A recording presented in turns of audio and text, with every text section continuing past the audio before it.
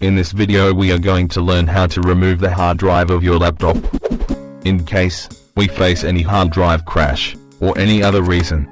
In a laptop, you can find the hard drive area on backside of your laptop.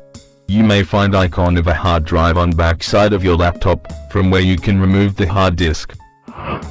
This is the hard disk area.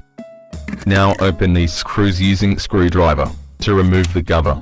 In any case, do not apply any force on laptop screws, generally they are not so tight. Now we have opened this. This is the hard disk of your laptop, and it is the connection area of hard drive. Now open these screws. Keep these screws on a safe place.